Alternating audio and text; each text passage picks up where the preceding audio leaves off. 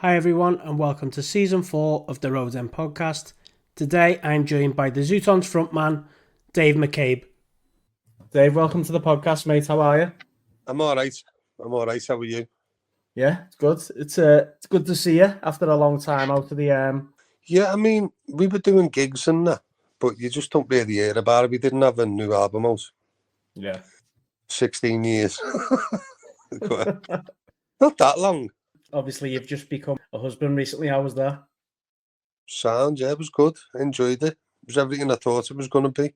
In fact, you know what? It was nothing like I thought it was going to be dead stressful because my ma just had me up the wall for most of the build up to it. All the cliches are true. She was inviting people from a club. Like she's 74, 76, me ma. Can't remember. Maybe she's not 75. She's either one or the other. But there was only so many guests allowed in the day. But she's bringing all these people from the club. I said, who's these people like? She went, they're my mates. I went, well, they're not my mates, are they?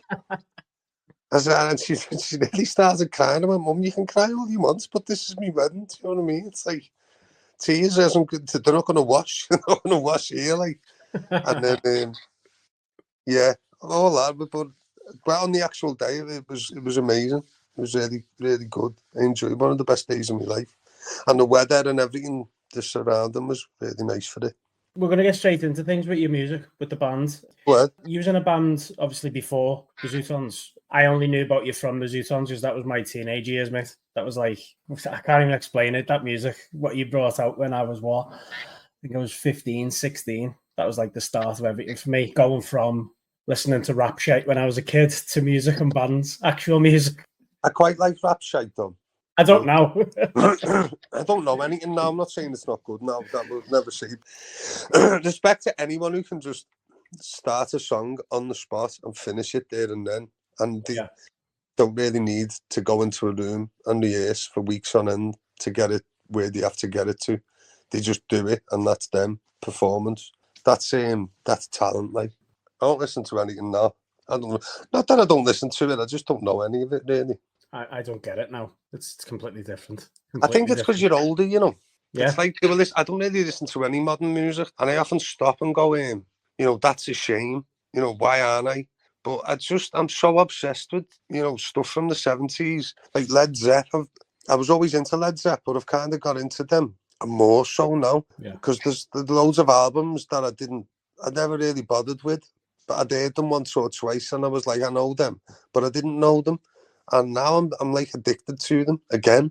So it's one of them things. And I think if you're playing the guitar, he's the master at the riff and he's the master at the lead break. So it's good for me because it always makes me go, right, I need to try harder. Do you know what I mean? But then you always have that moment where you're like, you're never going to get to that level easier. But then it's like, well, it's good trying, isn't it? Maybe you can get to another level of your own. When you say you can't get to that level, we see it from you look like you already are on that level. So what is the limit? The limit, there is no limit. The limit is just when you can, we're going back to the hip hop thing before, when you can pick the guitar up and just do a solo over anything and it's really good. And there's no bad mistakes, there's no fluffs. You're just going for it and you're free. Kind of like when you see Prince play the guitar, that's the level, do you know what I mean? In terms of singing, I think I'm the best out there, you know. In terms of singing, I just wish I had a bit more youth and less party on my vocal cords. And compared to where I was a few years ago, I couldn't sing because I was getting off my head all the time. So I think now it's like I hear stuff back and I go, right, that's good, that's livable. There was one thing we done on Radio Scotland, BBC Radio Scotland recently, and I've been touring for a while. And we done it slap bang in the middle on a day off. I sounded a bit rock, do you know what I mean? And I wasn't that into it, the soulfulness. I couldn't, when I was hitting the notes, it had this gravelly sound on it, but it was too much gravel. And that kind of done me head in, but that's age, do you know what I mean? Because I was like looking at it going, I haven't drank for 3 years. I smoke ciggies, but I smoke about 5 to 7 a day. I was like, what? And it's like, this is just how it is. And then when you're the singer, you're always the most critical of your own voice. Do you know what I mean? How did the band come about itself? So obviously you moving from the band that you was into to for creating the Zutons? How did you get them together? Got Boycey on board first because I seen him with the sitar, and I just thought, you know what, I've never seen anyone with a sitar before. And then we started playing together in the house where it was in the other band. So I was leaving Tramp Attack, but I was actually getting this other band together. That's why I was leaving, but I was dead open about it. Yeah. At that point, we went to Zutons. We didn't have a name. But Boycey would come round, and I said, why not get Boyan in on lead guitar? And I think that never happened for whatever reason.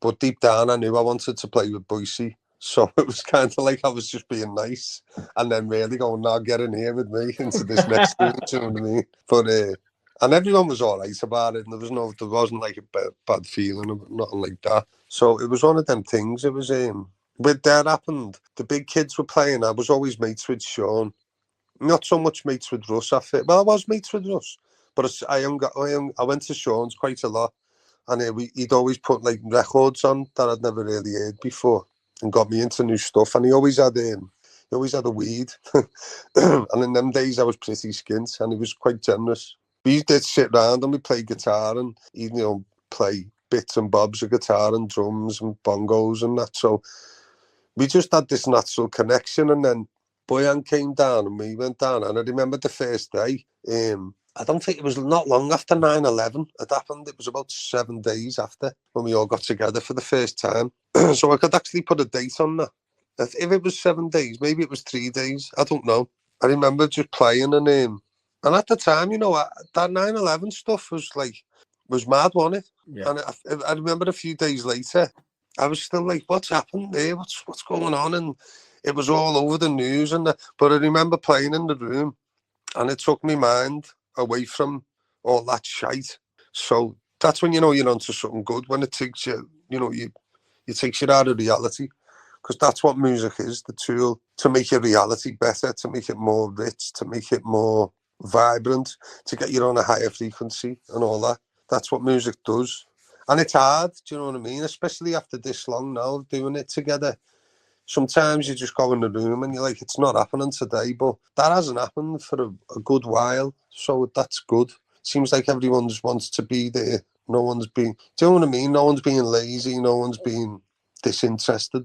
It's kind of like being young again, I suppose. I know I've gone off on one here, but that was how we got together. So we were playing for quite a while, and about 6 months or something like that, and then we got some support slots with the Coral. The Coral always said we were a tough band to go on after, because we were rocking. Like, I always wanted to get original idea was me to get a load of odd instruments, like a violin player, a keyboard player, a drummer, obviously, because you need drums, a percussion player. I always wanted an odd band, but it turns out just because that's easier said than done. We ended up just playing guitars and drums as we do.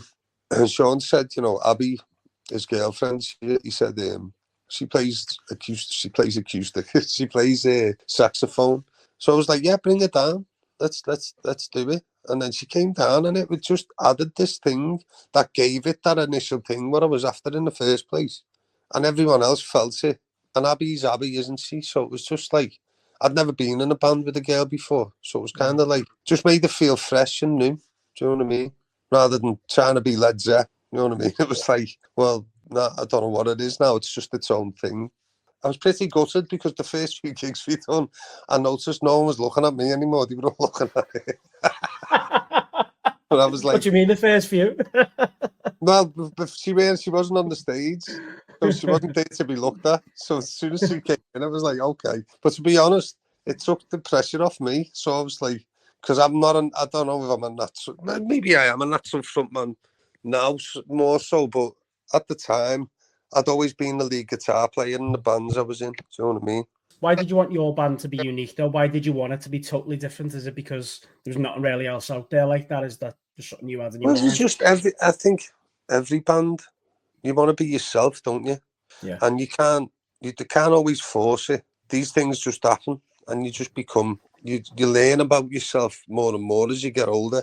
So then, another thing is once you've become yourself, then how do you become your new self? Do you know what I mean? You should always strive for a bit of that, or you should totally strive for that. Because I think if you're making a record and you're not into it, I just think that shows. So I mean, I don't really care. If we made a song that sounded like the Beastie Boys, and everyone said, it's really good, and it sounds like the Beastie Boys, I'd still do it. Do you know, if everyone said they've got a song that sounds like the Beatles, I'd still do it, because at the end of the day, the uniqueness of it is if it's me singing it or the band playing it. That's the new bit of any band. That's the new thing, isn't it? Do you know what I mean? The new soul is because you're not the Beatles, are you? You're not the Beastie Boys, you're not the Beach Boys, not the Beachy Boys. Sorry. Out of your albums, then, as a band, what would you say being the hardest one? Third by a mile. That's why we don't play nothing off it. Yeah, because it's shite. The songs on it aren't great. No one wanted to be there, and it was like. And they can say we were all pointing fingers at each other. I was drinking too much. Sean was a bad narc. Abby and Russ were kind of like really relaxed people. At this point, me and Sean weren't really feeling each other. And there's all kinds of stuff going on. But because if me and Sean aren't getting on, I suppose it's not happening. And it's not like we fight all the time, but it's two strong alpha male characters, if you like. Do you know what I mean? That are running the band. So, and that's how it should be. Do you know what I mean? And Abby it's like if you got another girl in, do you know what I mean? I'm sure Abby would be like, oh yeah, that's cool, that's a good idea. And then I think she'd be like, fucking messing, gotta go. Like, and that's me. I'm not saying that Abby's like that, but until it happens to you, you just don't know, do you? I might suggest it just to see what she says. Do you know what? I think Abby would be well into another girl being there, because at the moment, she's just surrounded by men, so it's a bit like it'd be a good break. I know when Paul and my wife, I've never said that in an interview before, by the way. Yeah. No, but I know when Paula comes to the gigs, because they're mates, she's always like, yes, do you know what I mean, to see her, because she's just surrounded by smelly fellas all day. So can't be that bad if she comes back. No, she's the star of the show, so that works for her. What's been your favourite album? The first, the second, and this last one. This last one was tough to me because we really wanted to get it right for ourselves. Yeah. So that was really, when I say tough, it wasn't tough, but we done it with Nile Rodgers, and we kept some of what we'd done, but it was like, do we like this as an album? It's like, well, no. And that's nothing against Nile Rodgers, because he's a great producer, as you know.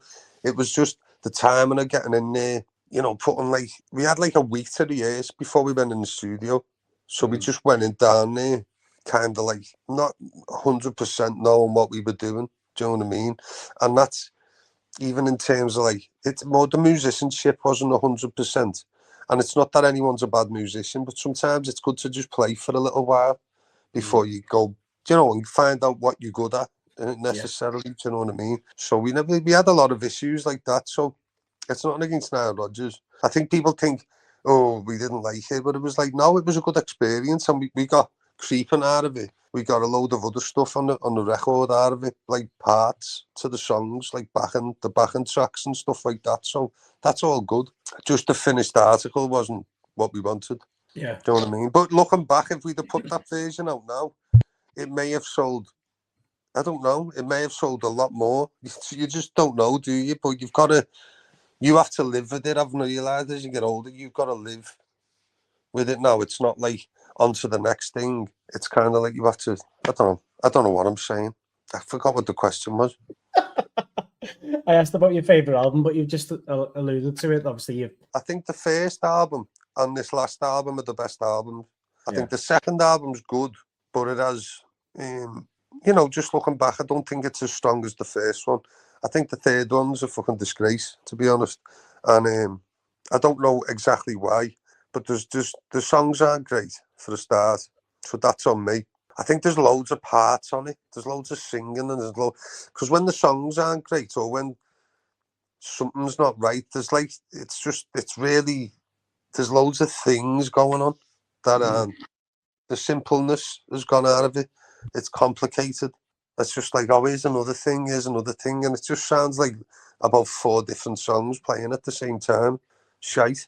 Do you feel like every band has that though? Everyone has that one that they're not happy with? I think well, if you had 10 albums, you know, it's like, you're not going to love every song off every album forever, are you? It's just, you do it as the moment. I don't know, I couldn't tell you, because maybe there is bands that do that. But I don't think you can look at it like, do I love every song on this record every time you make one? Because if you do that, my mood goes up and down like a fucking blue ass fly. So if you start doing stuff like that, you're never going to get a record out.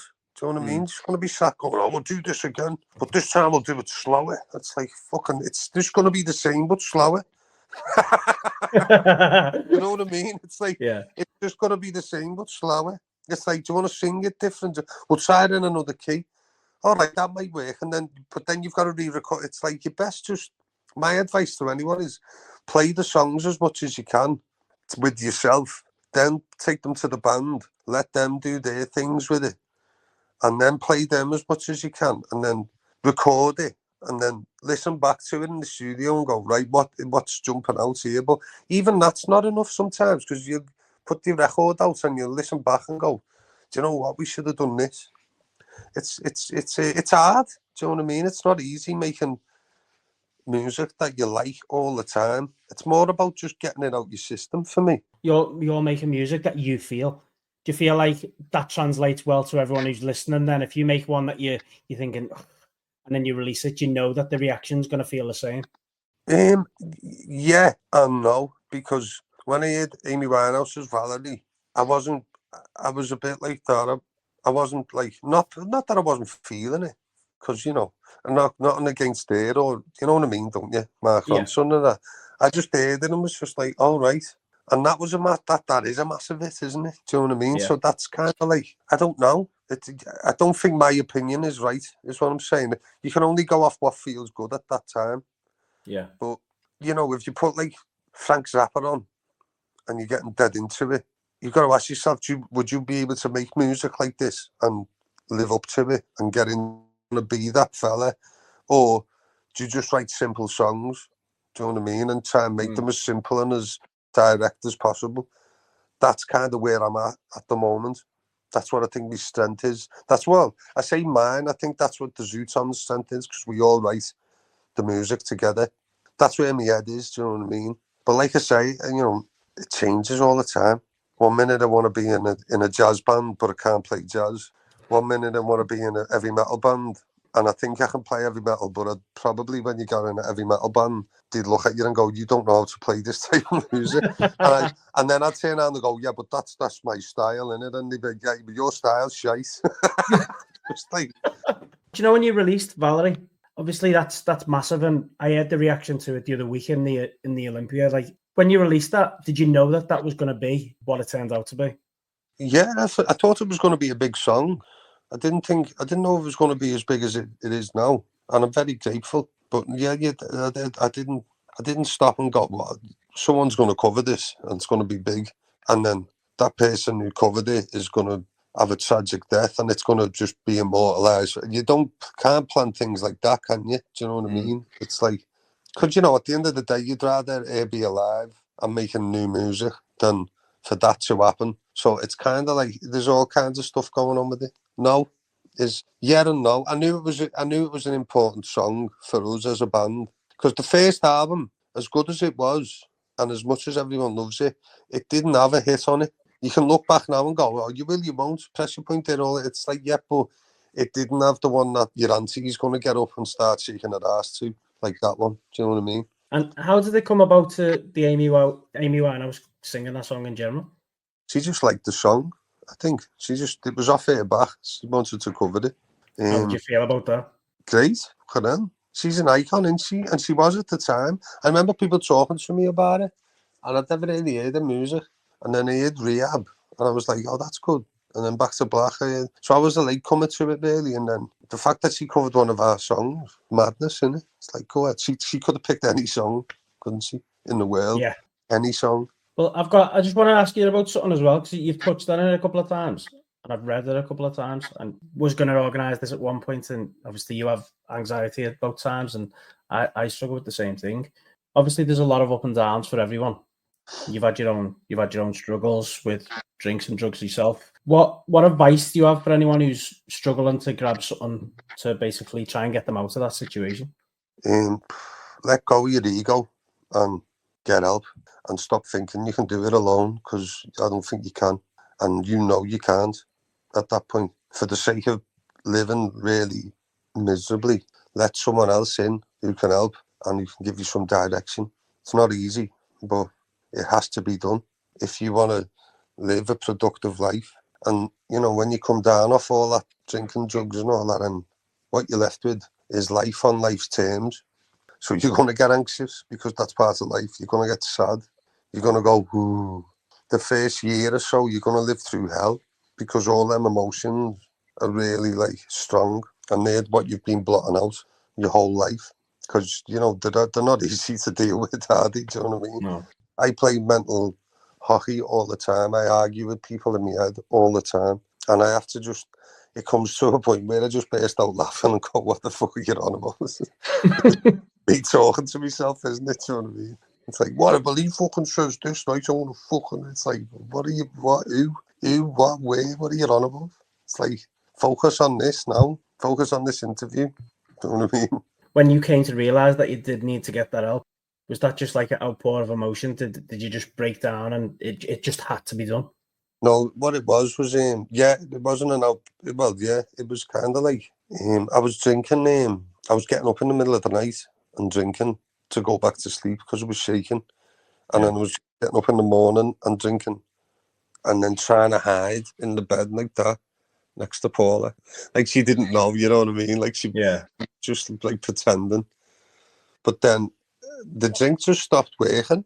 It like literally, just, unless I was drinking rum or like something really strong, and then you horrible bastard from from the moment you got up. So can't live like that. But the reason I stopped is because, you know, my partner was pregnant, and my wife, sorry, was pregnant. So I had to get my shit together because I was going to be a dad.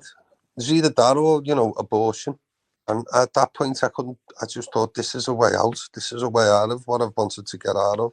Because I reckon for about 10 years, every weekend, maybe no longer, about 15 years, every weekend, I'd get to the Sunday and the sun would be coming up, and I'd be in the garden smoking a bit there. And I'd be like, this is the last time now. Every weekend. Do you know what I mean? Or every time I went on a big 3-dayer or a 4-dayer every weekend. So nothing was going to break that, really. I'd still be doing it now. I might even be dead because my body would have just packed in. So if you need help, get help. But the thing of hitting rock bottom, that's bullshit as well, because you've already hit rock bottom. You're just going to really push your face into it. Like, if that's rock bottom, you're just doing that and rubbing your face into the concrete, like, and it's not going to do any good. You need to stand up, get on your feet, and start walking away from it, and start flying, whatever it is you want to do. But since I've stopped, you know, it's like I've got my band back together. I've got a beautiful child, got a beautiful partner. I'm married. I've got my shit together. I'm up in the morning.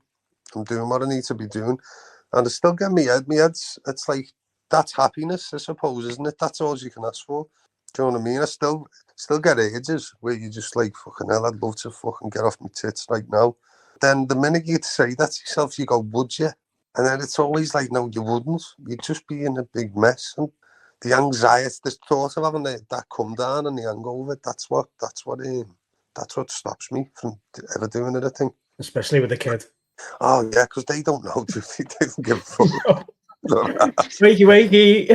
No, yeah, I've just looked at him often and thought, imagine being hungover here. You'd just be like, you'd be crying, you'd be acting like the baby, and he'd just be stood around you, put his hand over you, going, okay, stop crying now. Let's go to the park.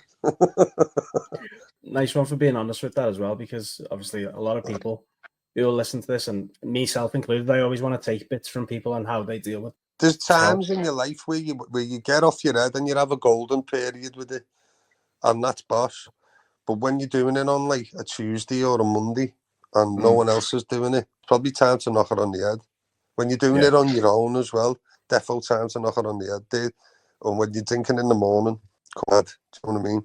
And I don't mean drinking from the night before, because that doesn't feel like the morning. I mean, when you wake up out of bed and the first thing you do is have a drink. That's when you need to knock it on the head. But I'm no expert, and everyone knows what they know, and I don't know what they've been through. About it, there's loads of stuff now where people are drinking and drugging a lot too much because of stuff that's happened, and I sympathise with people like that because, what would you do? Everyone's got their own story, haven't they? And like Yeah. you've said there, you've got your own way of how it come about and how you dealt with it. People have got ways that they probably can't even fucking get out of it, and we can't even think that far. Yeah. No. It's like a fucking... I was just a knobhead when I was bevied, and I was becoming more and more of a knobhead. Like saying horrible things, behaving horribly, and it was just... Even now I think back and I go, oh my God, do you know what I mean? Yeah. And it's like some of the stuff you've said to people, it's like, what can you do? You just have to not do that again. You have to just behave, you know what I mean? Let's talk about your uplifting stuff. You tour. You That tour. is uplifting now, isn't it? Yeah. You tour. It's done now. I went to the Empire, and I went to see you. I'm going back like 14, maybe 15 years ago, maybe longer, in the university in town, and it was just as good, if not better, this time. I think because I was a bit older and I understood the music a little bit more and stuff. Yeah. How good was it being back home, basically? Oh, that gig was incredible. I loved it. And after it, because at the gig it was like, this is great, but it's after the gigs, and it was like, that was a spec. But all the gigs have been like that on that particular tour, because that's your own gig. I think you feel it that little bit more. Do you know what I mean? You just feel it, like everyone. It was like we were proving a point. Someone said that to me. That was like, you come back. That was a big fuck off, but like in the nicest possible way. And I was like, yeah. I'll go along with that. But I get people texting me saying, I've seen Bruce Springsteen, I've seen this fella, I've seen them. I tell you what, Dave, that was the best gig I've ever seen. And these are our fellas. Love that. So it's like when I get texts like that, that's fucking ridiculous. That means the world. Like, let me just finish on something then that I want to talk to you about. That you've got something. I mean, it's exciting for a Liverpool fan, never mind everyone else. But Klopp's got a night with Jurgen Klopp in the M&S Arena. The Zutons are going to play a massive part of that night, just getting the atmosphere going, giving that music back to the Scousers again. How does it feel to be like? I don't know how it's come about. How did it come about, and how are you feeling about going to that? I'm going to ask the question: why the fuck are you leaving us? And I'm going to start crying in his face. No, I think he's no, I don't know. It hasn't its own yet. All I know is I've got loads of people asking me for guest list. More so than any of our gigs. Not the Olympia gig, but any other gig I've ever had in my life. I was just like, I think everyone who knows asked me if I can get them a ticket. So, but I think it's a Q&A, isn't it? Yeah. So, I don't know, it'd be nice to just be there and see him in the flesh, and hopefully get a hug off him at some point, and a photo. I don't know what to say to him. It's been good, and it's been great, and all you can say is thanks, isn't it? Yeah, a nice one, because fucking hell, would you have took it at the end of, before he came, would you have took that? Yeah. And would you have took it after he's gone? Probably, yeah. But let's see what happens. But I just think, I don't, there's nothing to not like about him, is there?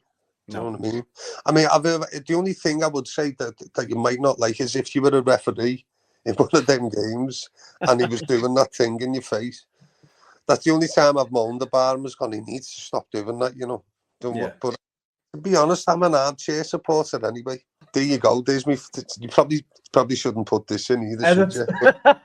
What editing? No. It'd be nice to see him, and it'd be nice to just feel part of him. It'd be like when they go around with the buses when they've won a trophy. Hopefully there'll be a bit of that going on. But it'd be an emotional night. I got married recently, and that was emotional. And doing all these gigs has been emotional. So I'm up for a bit of emotion. I'm in the right place for a lot of emotion. And how's it going to be playing in the arena? Do you know what? I don't know. We played there in 2008, and I don't remember much about it, to be honest. I remember it being good, but we haven't played a place that big forever, like. So I'll tell you more about it after. Do you know what I mean? Then I think it's going to be really. I think we're going to be really good. I just hope the crowd are, but I can't see the crowd not being good for this. Like, I've been away on my honeymoon. I got back last night. All this stuff hasn't entered my mind yet. So the next few days, and after doing this interview with you, I'll probably start thinking, what am I actually? I don't know what I'm going to say to him. Thank you, but I'll probably just stand there and look at him like that. Do you know what I mean? Because you get like musicals, you know, you get pop stars and rock stars, but then with footy stars, I think it's a different level of fame, innit? I don't know. I'd be fucking. I don't know. I don't know how to do it. So it's 9 years. I just think he's done well, to be honest. My head would be crippled. Like, I just couldn't know how you can handle that. And he's so big. He looks like himself, so you can't not see him, can you? Walking down the street, he's unavoidable. Like. So when you've played this gig in the arena, what's next for the Zutons? I'm assuming obviously it's going to go well. Let's touch wood, everything goes well and stuff. You're going to get a boss reaction out of it. That's going to be obvious. You're probably going to get new fans that haven't heard your music. What's next for you? We're going to do a tour at the end of the year, I think. Just like a few shows. We've got a load of gigs with Madness. We've got a gig with Richard Ashcroft. We've got playing Glastonbury on the Sunday at 11 o'clock on the other stage. We're first on the Sunday. So if you've been up all night, come and watch the Zutons. Or if you're an early bird on the Sunday. But something tells me you won't be. But yeah, Dan, and we've got an American tour lined up as well. But we're just I think we're going to start writing some new tunes and putting some new stuff out. So yeah, it's all busy, really. It's funny at the moment because if I'm being totally honest with you, I'm not the music, the gigging industry and that, it's struggling because no one's got any money. So what I would like to say is anyone who's bought a ticket to come and see us this year or any time lately, thanks very much. It's much appreciated, and we hope you enjoyed that gig because times are hard at the moment, and we'd like to be doing more gigs, but I just at the moment there's just not much of a market out there. I know this is depressing, but just when you're asking me what I'm up to, I'd love to say we're gigging now from now till the end of the year, but we're not but no one is really. It's interesting to hear it though, because no one knows how tough it is and no one knows how much people make off tickets and all this stuff. Yeah, they're cancelling festivals and everything. There's loads of apparently there's loads of festivals that they've booked in. No one working class people can't afford it. They can't afford these, and that's kind of what that whole industry thrives on. Do you know what I mean? They're not.